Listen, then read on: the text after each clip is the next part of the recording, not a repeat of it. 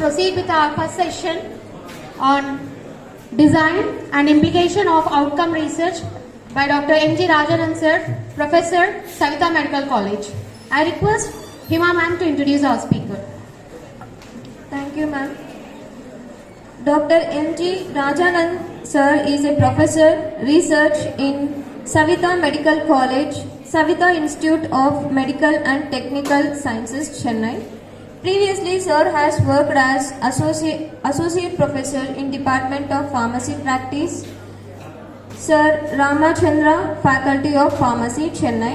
Sir has 15 years of teaching and research experience. Sir has graduated B.Pharm and doctoral program from SRM College of Pharmacy, Chennai and Masters at JSS College of Pharmacy, Ooty. Sir has more than 100 research publications to his credit both in international and national journals with cumulative impact factor of 78. Sir acted as a resource person in more than 50 national and international conferences and workshops and seminars. Sir has successfully guided 48 postgraduate pharmacy practice and PharmD students. Also, Sir successfully guided 2 PhD students and currently guiding 6 PhD candidates. Sir held and has been holding several posts at various capacities in different academic and professional bodies. Sir is the editor and reviewer of many reputed pharmacy and medical journals. Sir has experience in conducting clinical trials. Sir coordinated more than 50 clinical trials of various phases in different therapeutic areas, including global trials. Sir is a member of Pharmacovigilance Committee and Institutional Human Ethics Committees of many medical colleges. Also, Sir is a member of Research and Scientific Advisory Committee of many universities. Sir had received research grants from various funding agencies including the Indian Council of Medical Research, ICMR, New Delhi, Tuberculosis Association of India, New Delhi, and Central TB Division, New Delhi, Department of Health Research, Ministry of Health and Family Welfare, Government of India and Tamil Nadu State Council for Science and Technology, Chennai. With this brief introduction, I would like to invite Dr. M.G. Rajanan sir to proceed the session. Morning. Say good morning. Thank you. So thanks for the introduction. So since we are running short of time, straight away we will go to the topic. So the topic of discussion is design and implication of outcome research. So how to design and what is the implication of outcome research? So before that we need to know what is outcome research. So outcome research seeks to understand the end result of particular healthcare practice and intervention. So outcome research, the name itself implies what is the outcome of doing the particular research. Because if a research doesn't have any outcome,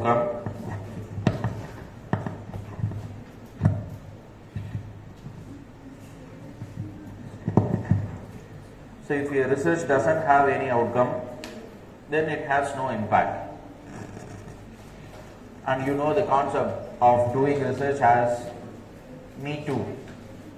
In ICMR they have given in the guideline, Me Too research is not correct.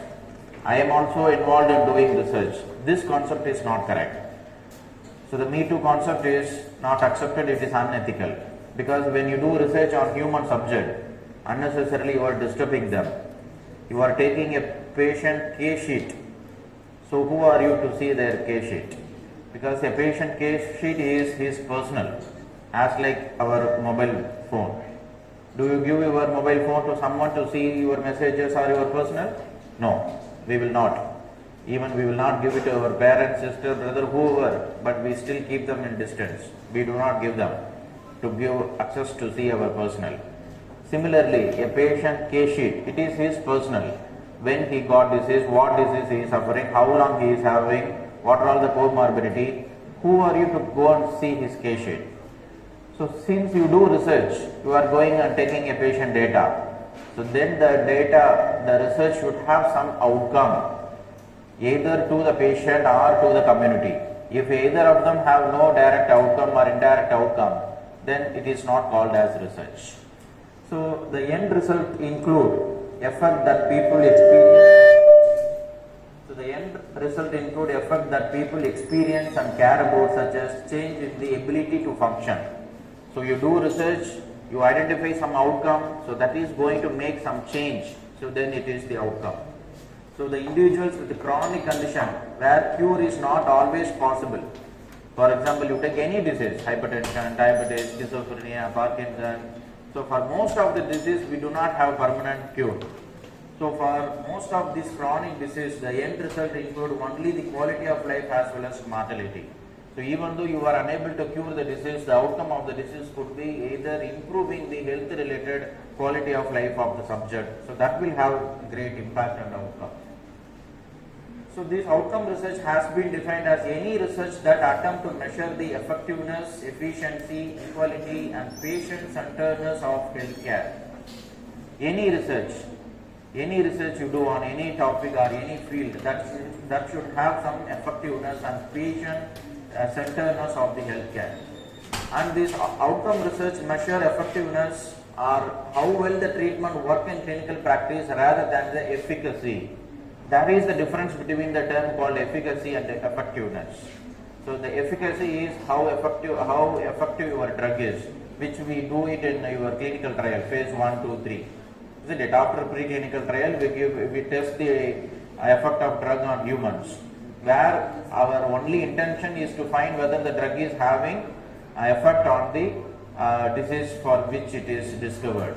Whereas in the outcome research, we are not only bothered about the efficacy, we are also bothered about how well the treatment work in the clinical practice. That is including safety, efficacy, quality of life and all these aspects. So the characteristic of outcome research can be, it focuses the end result, it measures the final health outcome rather than the surrogate outcome. It is the common research method in clinical practice. It is high applicability with limitations that are similar to other observational study. It measures quality of care in comparable healthcare system, and it considers the viewpoint of all the stakeholders, not only the principal investigator of the study who performed. It takes the viewpoint of many stakeholders, including the patient and the policy maker, provider, payers and the pharmaceutical industry, because most of the time they are the sponsor of the trial. And it shares methodology with all the pharmacoepidemiological methods which we come across. So the three main outcomes measured by the outcome research are, definitely we look into the clinical outcome, we must also look into the economical outcome, and we must also look into the humanistic. When you do your research, give drugs to patient, what you observe? Clinical outcome. Suppose you are finding a new drug for diabetes. What you do? You take diabetic patient and you get drug.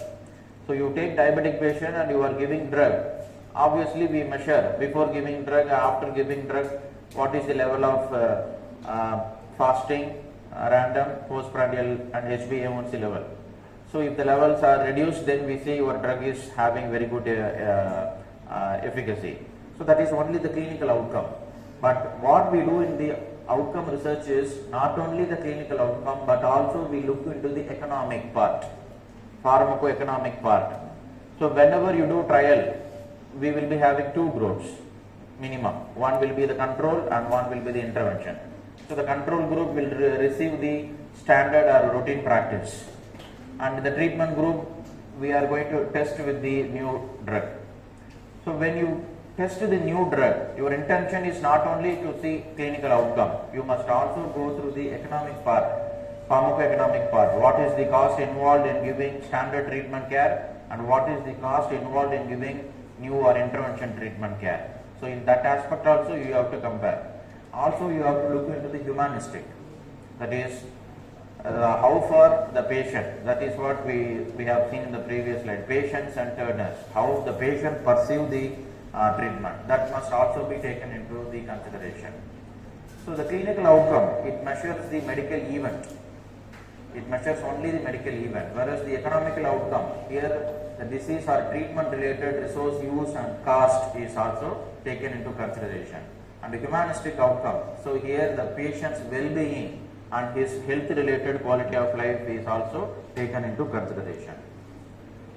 So the interplay between these outcomes is described by the economic, clinical and the humanistic outcome, which in short form we call ECHO model. So in the outcome research, we use the term ECHO model. So the ECHO stands for economic, clinical and humanistic outcome. So the medical research has traditionally relied only on the measurement of clinical outcome. So the general medical research, we give drug and we measure whether the drug is effective or not. That's all. We will be looking only into the clinical aspect, that is the medical outcome alone. So therefore the ECHO model is unique in the way, because here not only the clinical outcome, we are also considering the economic and the humanistic outcome. So when you come to different types of outcome research, we have comparative clinical effectiveness research, and we have pharmacoeconomic research, and we have research to monitor or measure health related quality of life. So the comparative clinical effectiveness research,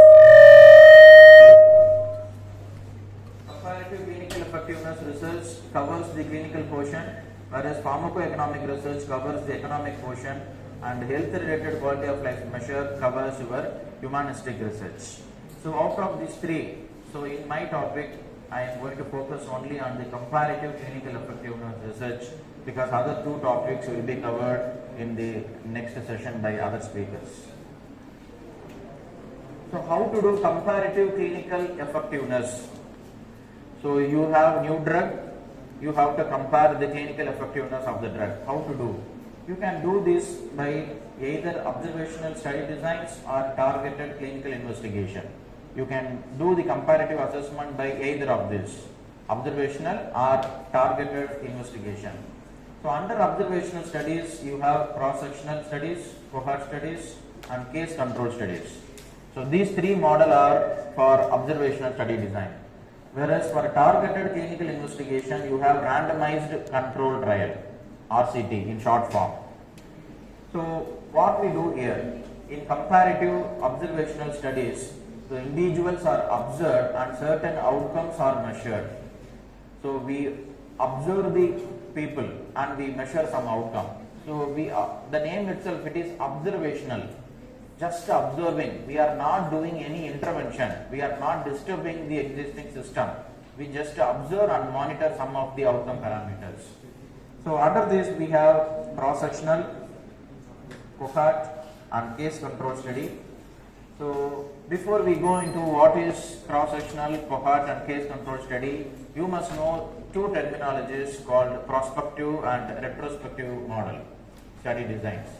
So prospective, the name implies, that is from present to future, that is prospective. So it is only the time frame matters. So it looks forward. So from today onwards, I am going to measure the patient outcome for another 6 months or 1 year, then it is prospective. From present to future, I am going to watch the patient. So it becomes prospective. So the another term is retrospective. Retrospective is a common term, because we see in any music channel also the retro songs, they put like that even in FM and in TV. Retro means old. So the retrospective means taking old data, going back and see what happened in the previous. So this retrospective is looking backward. It looks back to time to study the event that has already occurred. So these two terminology you must know, prospective and retrospective, because in observational we told three models are there, cross-sectional, cohort, case control. So out of these three, some will be prospective model, some will be retrospective model. So the first one is cross-sectional study, cross-sectional.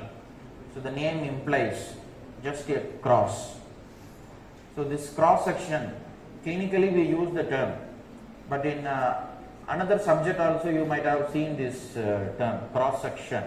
In which subject? Botany, yes. In pharmacognosy, cross-section of Senna, cross-section of digitalis, isn't it? We used to do in the routine practice. what we do in the cross section, just make one slice and you observe what is there inside. That is okay. In botany and plant it is okay. In clinically what we do, the cross-sectional study is the data collected from a population of patients at a single point in time, regardless of exposure or disease status. So now in this Anantapur district, how many of them suffered with COVID? So this is a cross-sectional. So how you execute this research? So you have to get permission from government, go door by door, and you collect how many of you in your family. For example, they say 5, out of 5 how many of you suffered? 3. Like that each door you calculate, and finally you will come up with some number. Out of some 50,000 people, 25,000 got COVID. Then you say the prevalence of COVID in Anantapur is 50%. So here we say this is a cross-sectional model because you just went, observed, taken some data and came out. That's all. You have not done anything. You just went, measured some data and came out. So you had only one point of observation. Are you going to meet the same patient or the same people in the next time for your study? No. Whatever the data appeared, you went, taken and you came out. It is a single point in time. It is just a single point in time. It primarily used to gather data for survey. For most of the survey, we go with cross-sectional model. The major drawback is relationship between exposure and outcome cannot be directly addressed. For example, in Anantapur district, the COVID is more when you compare with the Telangana district. Why it is more? Those reasons you cannot identify here. That is what they say it is a drawback. You cannot find the exposure and outcome relationship. The advantage is it is basically used to examine the prevalence of the disease and to examine trend over time. So in last year what was the data, and this year, for example, you take the road accident. So the prevalence of road accident in Anantapur, what was the data in 2020, then in 2021, 2022, each year you do survey, each year you do cross-sectional data analysis, thereby you can compare the cross-sectional data of previous year with the existing year. So this is your cross-sectional study which comes under observational model as one of the outcome research. And the next model is Copart. The next model is Copart. So the term, in Latin term, the Copart meaning company of soldiers. You can see the Copart means a group, isn't it? So in this auditorium, many crowd is there. For example, I say this particularly these 5 or 10 people, I say they are a Copart. Copart means a small group of population. So in Copart study, the first Copart study was done by Doll and Peter. So these two are the British doctors. So what they did, nowadays you know, in this auditorium for example, we have some 500 people. You can see minimum 500 mobiles will be there because nowadays one person is having 2 mobile, 3 mobile. So 500 people are there, then minimum 500 phone is there. 500 plus maybe, not less than 500. But in the long ago, isn't it? Not everyone have mobile. So it may be there only in the GH, government hospital, one common telephone phone will be there. So this Doll and Peter, they are the British doctors. They started doing research among the doctors community. So he took the data, they grouped themselves as the doctors who are all smoking. And he grouped another group of doctors who are not smoker. And he observed them for a period of 10 to 15 years. 10 to 15 years. They keep following what is happening to the smoker doctors, what is the outcome in the non-smoker doctors. They just compared. And after some period of time, after 10 to 15 years, they came to know that people with smokers, they had many problems in their PFT, pulmonary function test, and many had COPD and lung cancer, whereas in the non-smoker doctor group, it was not there. So they say this is the first Copart study. So what happened? We take a group, Copart means group, we take a group and we follow the group for a period of time, isn't it? So here the direction of investigation in Copart study So can you say it comes under prospective or retrospective? Prospective, good, very good. Because I am taking a group, I am going to follow this group for 10 years, 15 years. So it is going from present to future. It is going in the future direction. So it is a prospective way of study design. And another term you must know, exposure and disease. So for example, you take this Dahl and Peter model. In Dahl and Peter study, we had two groups. One group of doctors are smoker. Another group of doctors are non-smoker. Then what we know the exposure. That is, one group is exposed to smoke, another group is unexposed to smoke. So we know the exposure, but what we do not know? Outcome. We do not know the outcome. What is the outcome of exposing to the smoke? We do not know. That outcome we came to know only at the end of the study. After 10 years, after 15 years, we came to know the outcome of smoking. Isn't it? So in Copart study, this E to D you have to remember always. In Copart study, we know the exposure, whereas we do not know the outcome, that is disease.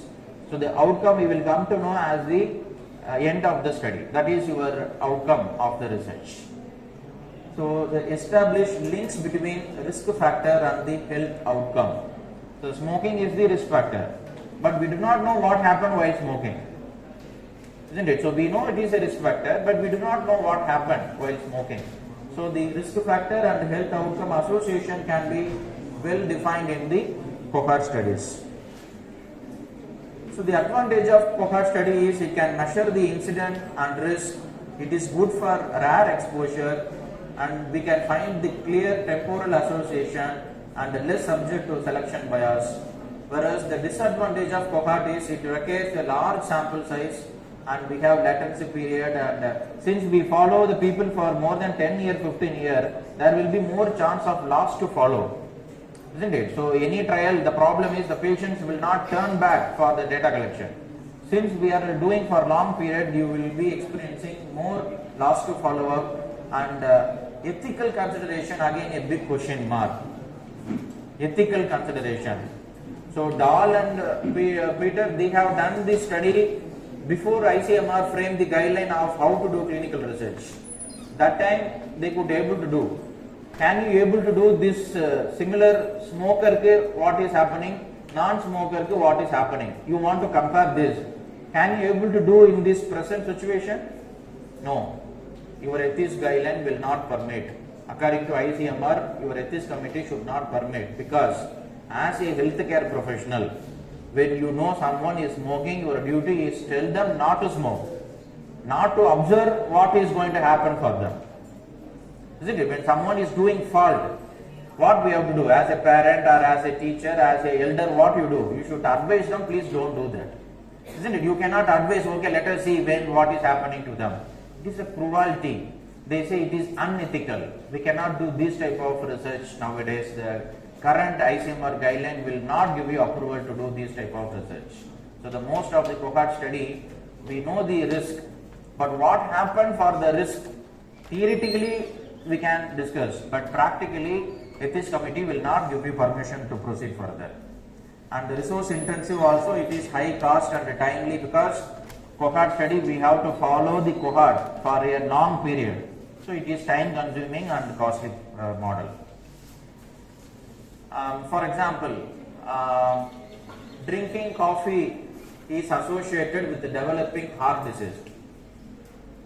Is it true? So this is, we are finding the outcome, whether drinking coffee is associated with developing heart disease. So how to proceed with this? So you take some 100 people who drink coffee, and you take some 100 people who do not drink coffee, and you follow them for 10 years. Because just drinking one cup of coffee will not make any sense. You have to follow them for a long period. Continuous exposure is needed, isn't it? When someone smoke once, he will not get cancer. Continuous exposure must be there.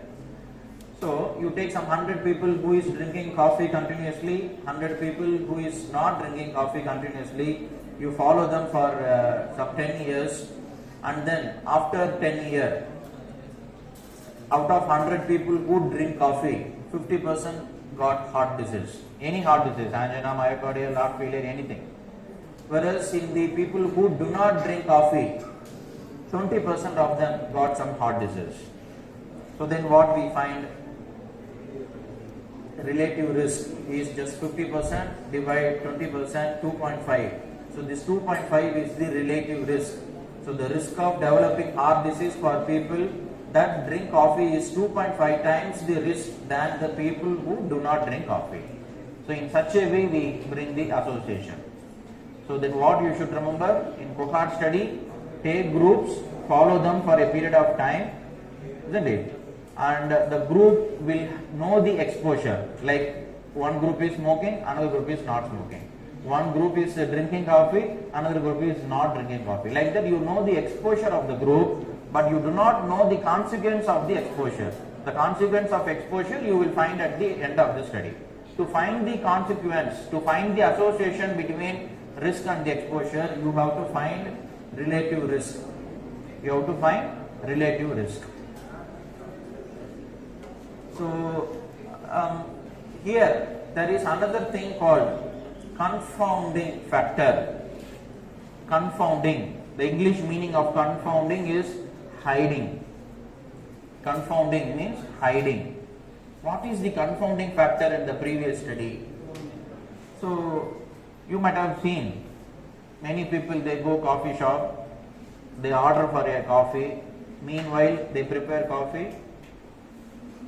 Isn't it? That is what the movie also they show like this. Many the young generation is doing, that is the heroism, they do that. They just order for coffee, meanwhile go for smoking. So now the confounding factor is the people, whenever he drink coffee, he is smoking, and that smoke is the one which caused the heart problem, not the coffee. This is what called confounding factor, the factor which is hidden behind. The study failed to establish the factor. We have grouped, like one group is more drinking coffee, another group is not drinking coffee, and we finally concluded that people who drink coffee have heart problem. How they got heart problem? Because whenever they drink coffee, they smoke. That smoke has got the heart disease. So the smoking here is called the confounding factor, a factor which has to be associated with the outcome, that is the heart problem. So this confounding factor you have to find in any cohort study when you do research. So the next one is case control study. So in observational, now we discussed two. One is cross-sectional, another one is cohort. Are you clear with these two concepts? Cross-sectional study and cohort study. The third one is case control study. Case control. So again we have two groups. One group is case, another group is control. The name is very clear. So what happened during the first case control study? So the case means people with disease. But generally, you know, when we go hospital ward round, what we used to say? We are seeing a case. So case means with disease. Control means without disease. We have two groups. One is control group without disease. We have case that is with disease. So Dr. William, she is a gynecologist in Australia. So during her in her labor ward, she observed that many pregnant women, they delivered babies without limbs. Isn't it? So the doctor, she suddenly observed many mother is delivering baby without limbs. So that is called phocomelic. Very good. Phocomelic baby. You can see. So the limbs is not completely matured. So that gynecology doctor confused because first time she observed childbirth like this. So in the same word, there are some mother who deliver normal baby also. So some mother is delivering normal baby, some mother is delivering phocomelic baby, and then she got confused, and after delivery she grouped mother who delivered normal baby as control group and she grouped the mother who delivered focomelic baby as case. So now we have two groups, case, control. Control means normal, case means disease. And she interviewed each and every mother personally, starting from LMP, last menstrual period, to till the delivery. What happened? What and all you exposed? Where and all you exposed? Have you taken the drugs? Folic acid, iron supplement, calcium. How many times you exposed to scan? So where you did? Have you taken any other drugs apart from the prescription given by the doctor? Like that, she interviewed every mother in both groups, the mother who delivered normal baby and focomelic baby. And finally, her study concluded the mother who delivered problematic focomelic babies, all of them have told they have taken a drug called thalidomide during their pregnancy to prevent their morning sickness.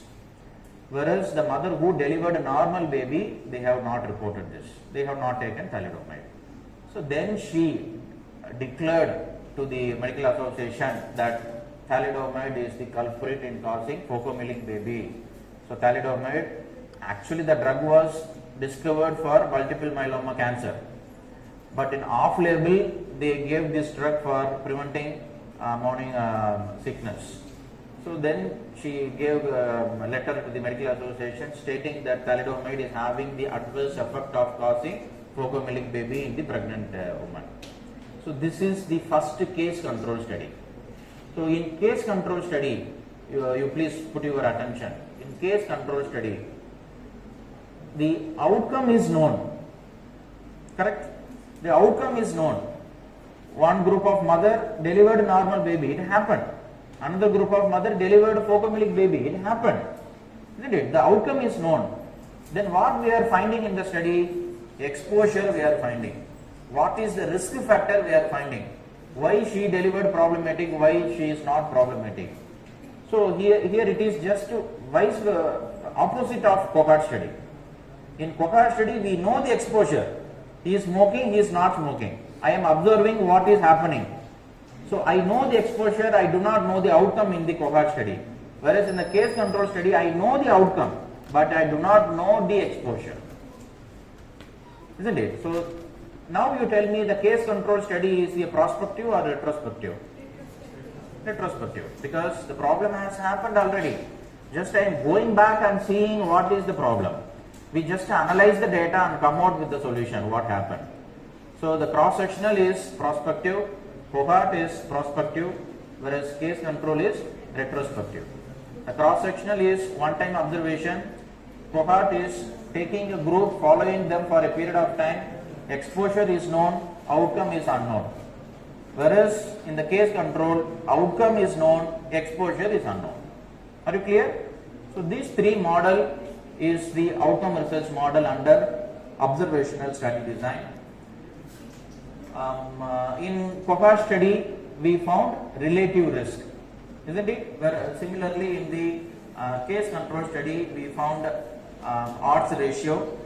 So that is how many people exposed and how many people unexposed. We find odds ratio here as a statistical power to find the difference between the group. Then the advantage of case control is you can collect the data very quickly and it is cheaper because just interview only. Take the mother who delivered normal baby one group, mother delivered problematic baby another group, just to do interview. It is very cheaper and quickly you can finish the study. It is helpful in rare disease, it is very inexpensive and a little problem with attrition and no ethical problem here. In Copart study, ethical problem is there because voluntarily you are exposing to someone and you are finding what will happen. That is ethically wrong. Whereas in the case control, you don't have any ethical issue because problem happened already. I am just finding why it happened. So here you will have no ethical issues. And the disadvantage is recall bias. Recall bias, because the same example you take, pregnancy is for 38 weeks, isn't it? We say it is minimum of 9 months to 10 months. What was my breakfast yesterday itself, I am forgetting. Isn't it? I need some little bit time to think and say what was my breakfast yesterday. 10 months before, what was the drug I have taken abdina, definitely we will have recall bias. Isn't it? We cannot remember, and we can tell the number in Arpasad, whatever the number comes to your mind, you will say. So the recall bias is a major problem, and it is difficult to get the control and to match the cases. So most of the study, the cases will be easy to identify, whereas the control will be difficult to take up in the clinical practice. So that is about the observational studies. Are you clear with this? Are you clear so far? So in observational study, cross-sectional, cohort, case control. So one set is over. So the last one is targeted clinical investigation. So the last one is targeted clinical investigation. So here we do trials. So when significant risks are identified from pre-approval clinical trial, further trials we do, and thereby we establish the mechanism of ADR, and we do PKPD, pharmacokinetic and pharmacodynamic establishment, and the RCT is the well-known model for targeted clinical investigation. So the RCT stands for randomized control trial. So the cross-sectional, cohort, case control. In this three model, we did not disturb the existing scenario. Correct? We did not disturb the existing scenario. We just observed and came. In cross-sectional, what we did, for example, in Anantapur, how many got COVID abdina, what we did, we just went door by door, took data and come. That's all. We just observed. In cohort study, what we did, he is smoking, he is not smoking. I just observed what happened to smoker, what happened to non-smoker. Just observed. In case control, what happened? She delivered problematic baby, she delivered normal baby. I just observed why the problem happened. Everywhere I only observed. In cross-sectional, case control, cohort, we made only observation. We have not made any intervention. Isn't it? We have not done any intervention. What do you mean intervention? Intervention means go break the routine, give something, observe what is happening. That is intervention. So this intervention we do it in RCT. Isn't it? Intervention we do it in RCT. So now, for example, I have a new drug molecule. I want to do trial. So then I need two groups. One is control. For example, now you imagine I have a newly invented drug product for diabetes. Then I take 100 diabetic people.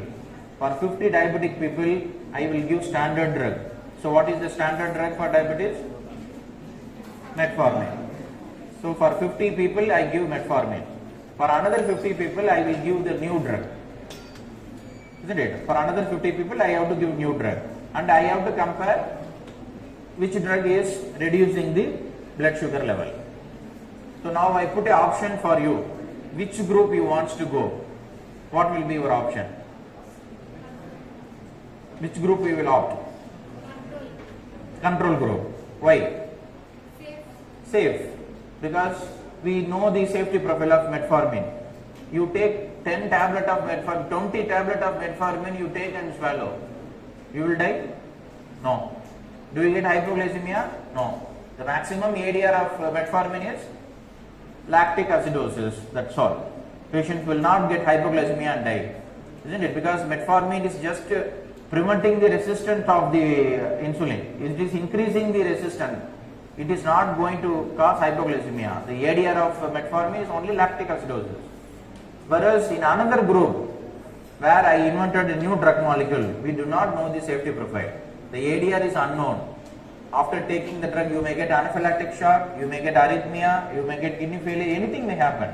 So everyone wants to be in the control group and nobody wishes to go to intervention group. Then how can I do trial? Isn't it? While doing trial, I need some population in the control group, I need some population in the intervention group.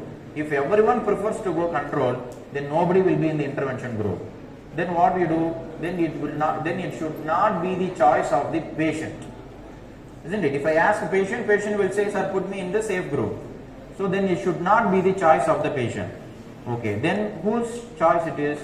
It should not be the choice of the investigator also. For example, now I am the investigator. You are coming. I say, yes, I know this particular boy and girl. He is known to me. Let me put him safe group, control. Another boy is coming. I don't like him or I don't know him. Put him in the problematic intervention. Then it is also again ethically wrong. So, which patient has to go control, which patient has to go intervention, it should not be decided by either patient nor the physician. So, that is why the concept called randomization has come. Randomly we have to put some in control, randomly we have to put some in the intervention. While doing randomization, you will be having equal distribution of all the demographic character like age, gender, comorbidity, the number of year of the year they suffered, everything will be equally distributed because randomly we are alerting, not purposefully we are putting into one group. So that is why we prefer RCT as the best model for doing intervention research. And RCT will be most of the time will be a prospective way of study, and RCT, the main features of RCT are they are comparative, because we have two groups, control and intervention. It is comparative and they are designed to minimize the bias. The bias meaning partial, isn't it? So we are not partial to put someone in the control to come on into intervention. We are not biased, we are unbiased, we are randomly putting, and there are many bias actually while doing intervention trial, like allocation bias, performance bias, assessment bias, attrition bias, and allocation concealment bias. So allocation bias, which I told now, while allotting the patient itself, it is biased. I like you, so I am putting in the control. I don't like you, I am putting in the intervention. It is allocation bias, so which we are overcoming in RCT. And performance bias. Performance bias. For example, I put one MCP exam for PharmD 4th year and for PharmD 5th year. Who will perform better? Obviously 5th year, because 1 year is studied extra. So 1 year exposure is more. So I cannot compare junior with senior. So the performance bias then it is. So I want to find who is best student. I have to conduct exam among 5th year and among 4th year. I have to find who is the best, not between 4th year and 5th year. Similarly, when you do patient study, isn't it? A patient with diabetes is newly diagnosed diabetes. Another patient is diagnosed as diabetes for more than 10 years. Who will have better knowledge on diabetes? Obviously with the 10 year. He might have had yearly 2 consultation, now 10 year he might have had 20 consultation with the doctor, isn't it? He might have interested to see what is his disease. He might have seen so many textbooks, so many advertisements. He better understood what is the problem. Whereas the newly diagnosed diabetes patient will not know what disease he is suffering. So of a trial we put one group of people with a long duration of disease, another group of people with a short duration of disease, then it will be a performance bias. So by doing randomization, we are equally allocating the patient, and that way we avoid performance bias. And assessment bias. Assessment bias. For example, I am assessing the data in a clinical trial. So this gentleman coming and telling, sir, I am giving you one data where people took metformin. I am giving another set of data where people take new drug. Do assessment and come. Obviously my mind set up that metformin perform better. Isn't it? So this is called assessment bias. The people who assessment should not know what he is assessing.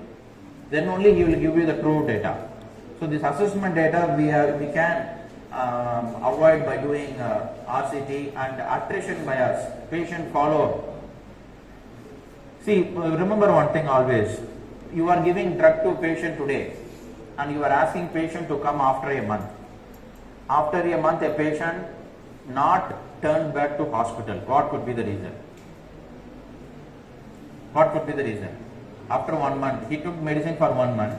After 1 month, he did not come back to clinic. Why? What could be the reason? One is the disease is not cured. So he don't want to come back to clinic, he lost hope. He said it is best to coming here. 1 month I took medicine. For example, you take sleep problem. The patient came to hospital with the problem of insomnia. He is not getting proper sleep. We gave him drug. Whether a drug will take 30 days to control the sleep, just take one pill, next day he has to sleep. So 30 days, the problem is not cured. He will not come back to clinic. Another thing is, if he is improved also, he will not come to the clinic. Isn't it? Now I am recovered from the problem. Why should I go back to clinic and give him 500 rupees consultation? I am recovered. So the patient is not turning to a clinic for follow-up study, then we should call back and assess why he did not come back, whether the problem is still continued or the problem is recovered. Isn't it? So this attrition bias, why he is gone out of the study. Isn't it? So in one group, many people, suppose you have two groups, control group and intervention group. In control group, many attrition is there, whereas in the treatment group, people are coming regularly, then there is some methodological problem with us. Isn't it? Because the drug is curing or drug is not curing, why it is in only one group, why not in another group? So all these problems we can get solution in the things. And again, a concept of blinding while doing randomized control study. So single blind study, double blind study, triple blind study. And if no blinding is done, it is called open label study.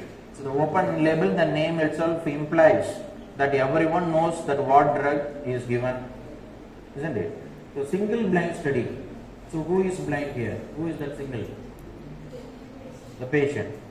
The patient is blinded. Patient doesn't know what drug is given to him.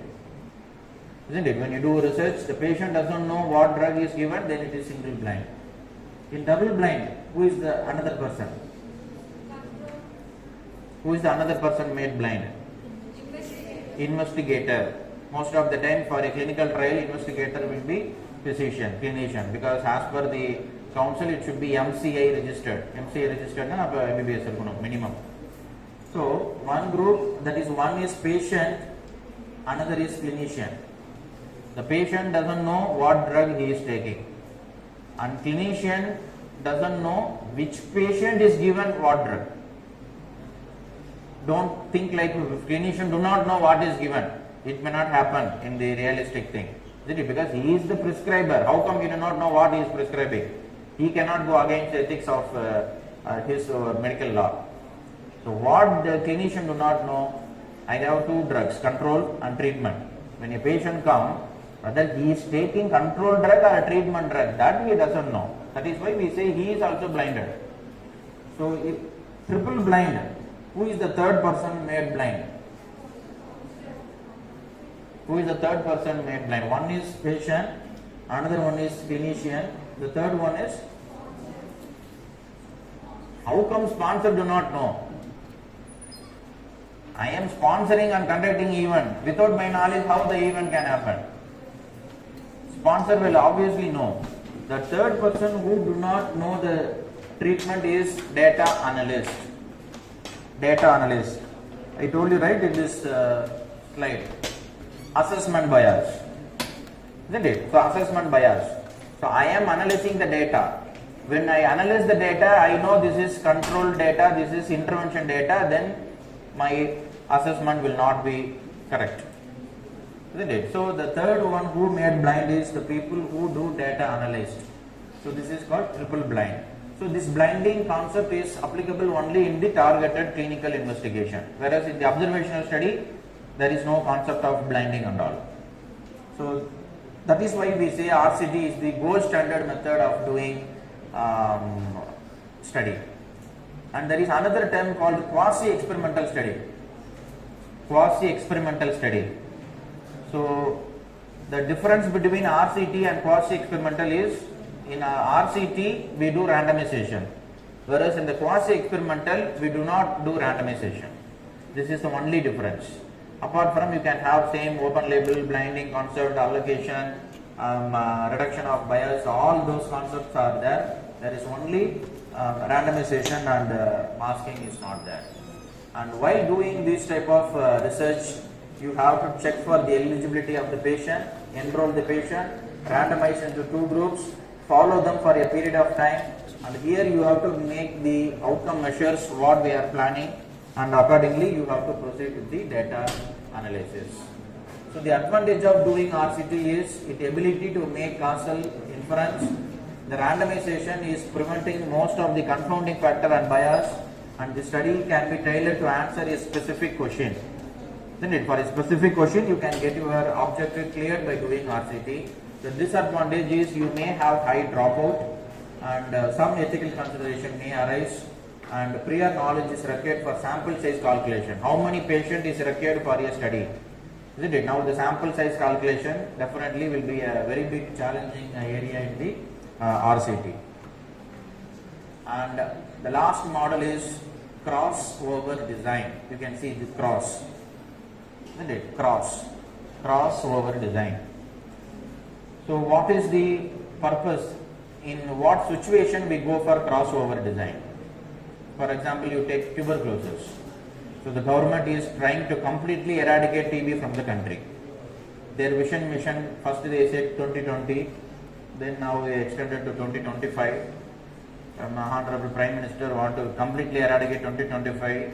In 2025 TB has to be completely eradicated. Okay, so tuberculosis, how many PharmD or pharmacy practice are here? Okay, majority, good, very good. How many of you seen a tuberculosis patient in pulmonology ward? Okay, very little. Okay, you might have seen TB. How many of you seen MDR TB? MDR, expansion? Multi-drug resistant. Okay, only one. Okay, yes, 2. How many of you seen XDR TB? XDR expansion? XDR. The TB transformation is TB, DR TB, MDR TB, XDR TB. So normal TB, DR TB means drug resistant TB, MDR TB means multi-drug resistant TB, XDR TB means extensively drug resistant. The patient is resistant to all the antibiotics. Isoniazid, ethambutol, pyrosinamide, for everything is extensively resistant. Yes. Now you can see the whole hall, no one has seen XDR TB. Why? Because when patient from TB he become DR TB, chance is less. When he become MDR TB, again the chance of being alive is very less, because he is resistant to isoniazid, ethambutol, then how the drug will reduce the TB. அப்போ XDR TB அப்படின்னா most of the time MDR to XDR conversion la patient will die, isn't it? So that is the reason we cannot see XDR patients mostly. If you take in the whole Andhra Pradesh, whole Andhra district, there may be some 20 patients. That itself is a huge number. Whole Andhra you can see some 20 patients, 50 patients maximum as XDR TB patient. Suppose now I am doing research on XDR TB. Now I am discovering a new drug, new antibiotic for treating XDR. So now then I need some patient to give drug and to test whether it is effective or not. In the whole Andhra we say there may be some 20 XDR TB patient. But you know the sample size calculation I do and I arrive. I need minimum 150 patient abdina. Now where I can go for the sample collection? The whole district itself only 20 is existing, but I need minimum 100 or 200 sample size for proving the statistical power. So then during this situation you prefer doing crossover design. During this situation you prefer doing crossover design. So what you do, you take patients, you randomize them, isn't it? Now for example you take 20 XDR TB patient, you randomize them, put 10 patient into routine drug, put another 10 XDR TB patient into the drug which I newly discovered. Isn't it? So treatment A, treatment B. Treatment A is routine drug for XDR, treatment B is the new drug which I invented. And I am giving this for 3 months, for example. For 3-month period I am giving. After this 3-month period, I have a washout period. After this 3 months, 1 week I stop giving drugs to both the group. After this 1 week, crossover. The patient who took treatment A, now I am giving treatment B. The patient who took treatment B, now I am giving treatment A. And again, I observe them for 3 months of period. Are you understanding? What is the purpose? What we achieve by doing this? Every patient is getting both treatment and control. Isn't it? Every patient, here the patient who got A is getting B, who got B is getting A. Because I have only 20 patients in my hand. In normal RCT, what we do? Control, intervention. Control will get treatment A, intervention will get treatment B, observe for 6 months, 6 months. At the end of the 6 months, only 10 patient data you have in treatment A, only 10 patient data in treatment B. Whereas in the crossover design, at the end of the study, how many patients you are having? 20. Because each patient got treatment A for some period of time, treatment B for some period of time. So wherever you have very less chance of recruiting patient for study, as like XDR-TB, HIV, potent some very tough to get cancer disease, wherever you have very less sample, rather than designing RCT, it is better to design crossover design so that each patient is getting exposed to both the group, so that sample size you can achieve better. So the advantage is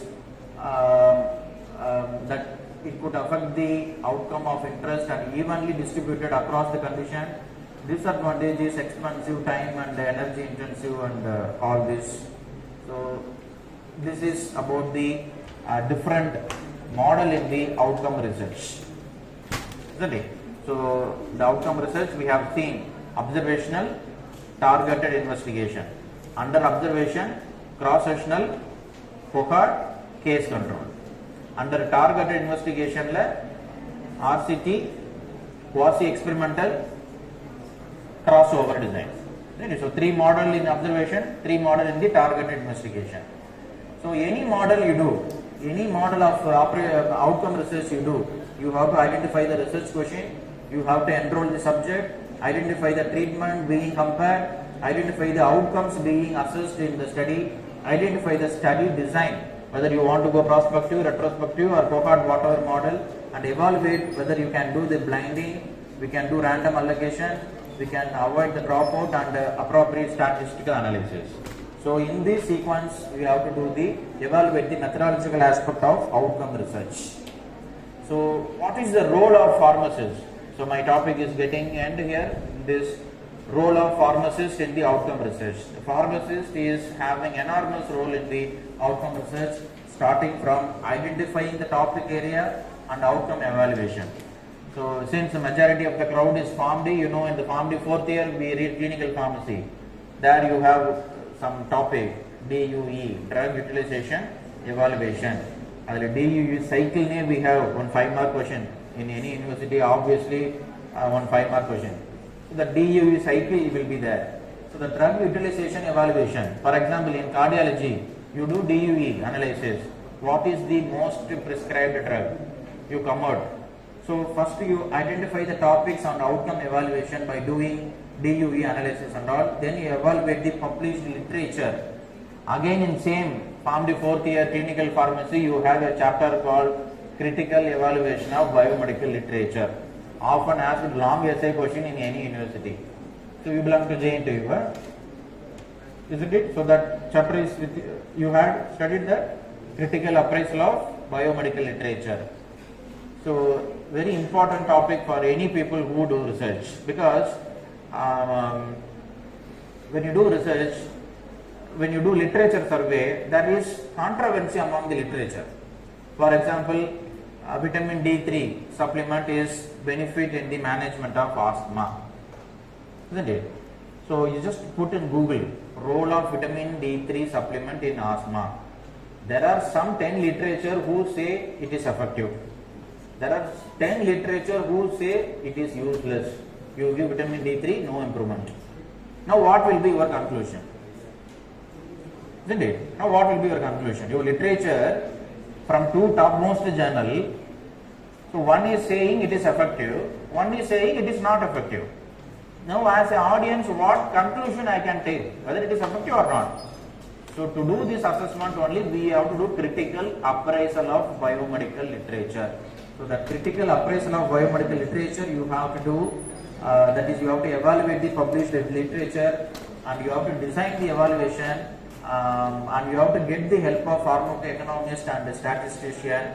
You have to analyze and assess the existing results to bring the better establishment, and identify and execute the intervention strategies.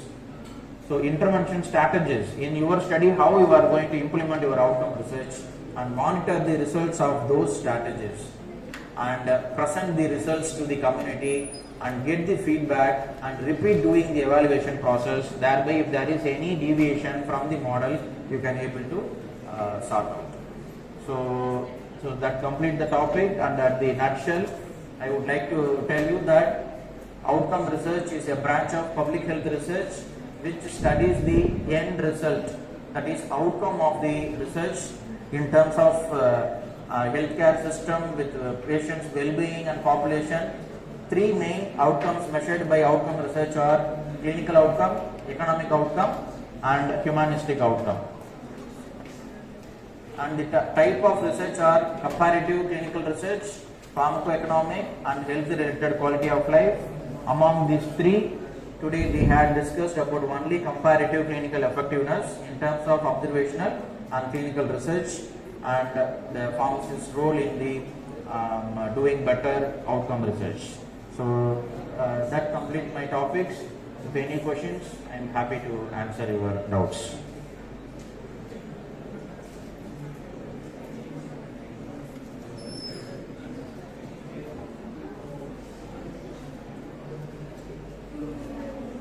So did you get some concept about what is outcome research and how to perform those? So do you have any doubt on how to perform observational and targeted clinical intervention research?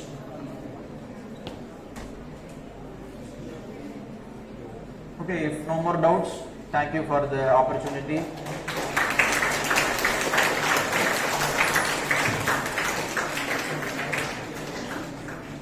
So at this stage, I express my sincere gratitude to the management of RIPER and my friend and colleague Pradeep sir for inviting me here. Just because of sir's phone call only I am here. Thank you sir for inviting, and I thank the management of SRM University for giving me OD and allowing me for coming here. Thank you.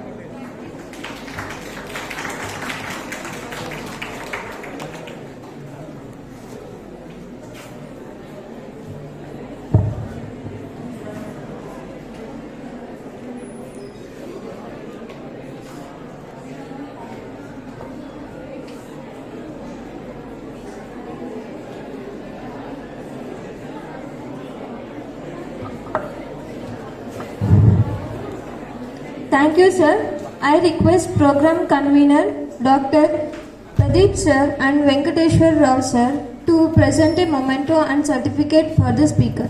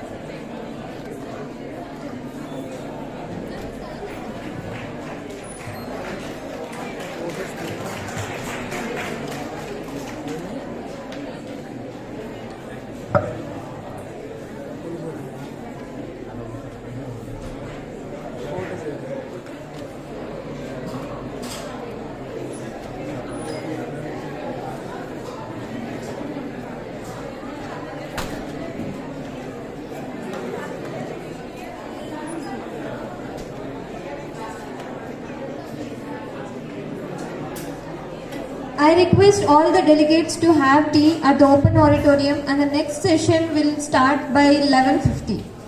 Thank you.